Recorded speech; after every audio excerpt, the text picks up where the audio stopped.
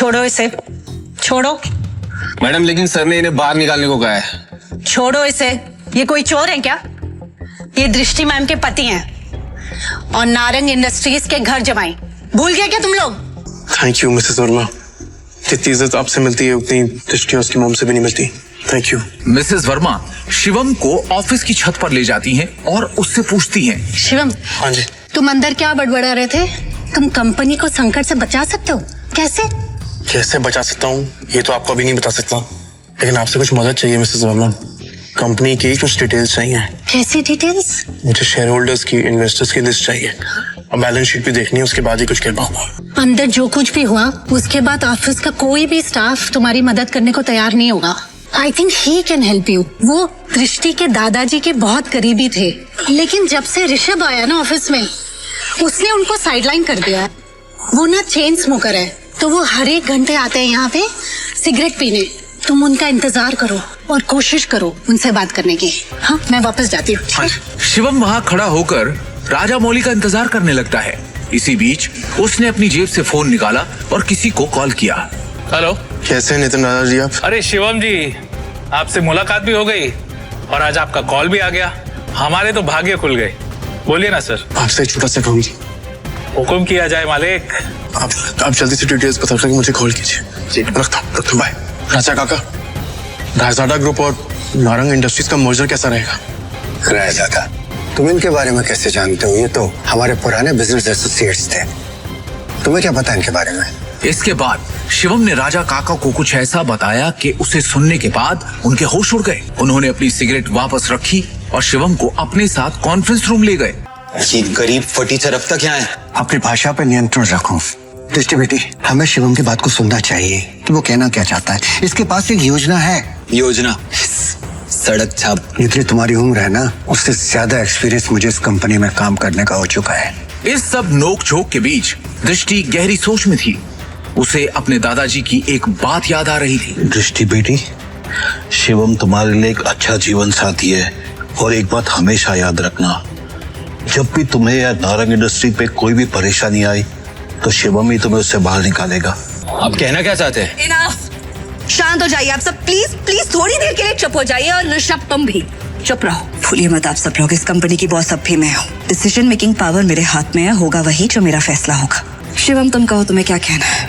हाँ शिवम जी, क्या बेटा?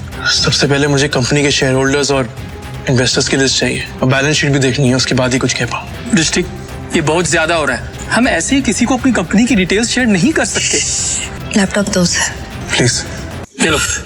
दृष्टि, तुम ये बात ऋषभ, भूलो मत तुम्हारी बॉस का पति है जिसके बारे में तुम ऐसे बात कर रहे हैं। अगली बार तमीज का इस्तेमाल जरूर करना। 2 साल में पहली बार शिवम ने दृष्टि को उसके लिए लड़ते हुए देखा। दृष्टि की बात सुनते ही उसका सीना चौड़ा हो गया। Shivam, you continue. Balance sheet की कुछ ट्रांजैक्शन पे मुझे शक है। इन्वेस्टर्स जिस तरह कंपनी छोड़ के जा रहे हैं उसका भी एक पैटर्न है। कुछ तो गड़बड़ है यहाँ पे। अरे क्या बकवास कर रहा है? कुछ भी बोल रहा है यार। हवा में बात करना बंद करो और ये बताओ कि गिरते शहर को कैसे रोके?